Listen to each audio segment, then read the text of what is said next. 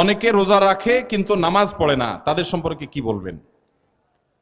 রোজা রাখে কিন্তু নামাজ পড়ে না, এদের সম্পর্কে বলবো তারা লুঙ্গি খুলে পাগড়ি বাঁধছে। লুঙ্গি খুলে যদি কেউ পাগড়ি বাঁধে এই নিয়তে যে পাগড়ি বাঁধলে সওয়াব হবে, কিন্তু লুঙ্গি যে খুলে গেল সেটার জন্য কবিরা গুনাহ হবে, সেটার খবর তার। ঠিক একইভাবে রমজানের রোজা রাখলে সওয়াব হবে, ফরজ আদায় হবে, কিন্তু এর চাইতে বড় ফরজ হলো 5 ওয়াক্ত নামাজ। তো আপনি সেটাই যদি বাদ দিয়ে দেন তাহলে এই রোজা রাখলেন, তাহলে এর চাইতে বড়টা বাদ দিয়ে আপনি কম গুরুত্বপূর্ণটা করলেন। ওইটার তুলনা এটাও ফরজ, কিন্তু ওইটার চাইতে কম গুরুত্বপূর্ণটারে গুরুত্ব দিলেন, আসলটারে গুরুত্ব দিলেন না। আপনি পাগড়ি পরার গুরুত্ব বুঝলেন কিন্তু লুঙ্গি পরার গুরুত্বটা বুঝলেন না। আল্লাহ আমাদেরকে লুঙ্গি পরার গুরুত্ব বুঝার তৌফিক দান করুন, নামাজের গুরুত্ব বুঝার তৌফিক দান করুন। অনেক ভাই আছে নামাজের গুরুত্ব তাদের কাছে, কিন্তু উনি রোজা রাখে। রোজা রাখে এটা ভালো কথা, কিন্তু তার চাইতে ভালো কথা হলো নামাজ আদায় করা। একজন রোজা রাখে নামাজ পড়ে না, এই লোক খারাপ। কিন্তু আরেকজন নামাজ পড়ে রোজা রাখে না, সেই লোকটা এই প্রথম লোকটার চাইতে কম খারাপ। কারণ হলো সে আসল সবচেয়ে বেশি জরুরিটা করে, নামাজটা পড়ে, রোজা রাখে না, সে খারাপ, একটা হারাম কাজ করে, ফরজ তরক করে। কিন্তু আরেকজন নামাজই পড়ে না, রোজা রাখে, এই লোকটা ওই লোকটার চাইতে অধম। আল্লাহ আমাদেরকে নামাজের গুরুত্ব বুঝার তৌফিক দান করুন। ঈমানের পর নামাজের চাইতে গুরুত্বপূর্ণ কোনো কাজ মুসলমানের কাছে থাকতে পারে না। রোজা অবস্থায় থুতু বা লালা গিলে ফেললে গুনাহ হবে কিনা?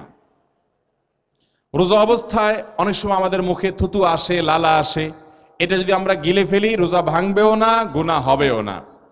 তবে যদি ইচ্ছাকৃতভাবে মুখে থুতু জমিয়ে রেখে কেউ গিলে তাহলে সেটা মাকরুহ হবে, এর ফলেও রোজা ভাঙবে না। নতুন যখন মানুষ রোজা রাখে, বিশেষ করে পিচ্চি পোলাপান যখন রোজা রাখে দেখবেন ঘন ঘন শুধু থুতু ফেলতে থাকে, কারণ সে মনে করে থুতু গিললেও রোজা ভেঙে যাবে। এটা আসলে তার না জানার কারণে, নিজের থুতু গিলার কারণে কফ, শ্লেষ্মা বা আপনার লালা ইত্যাদি যদি পেটের ভিতরে চলে যায়, এর কারণে রোজা ভাঙবে না। এরপরে প্রশ্ন হলো, রমজান মাসে শয়তানকে শৃঙ্খলাবদ্ধ রাখা হয়, হাদিসে আছে। প্রশ্ন হলো তাহলে মানুষ কিভাবে খারাপ কাজ করে? খুব দরকারি প্রশ্ন।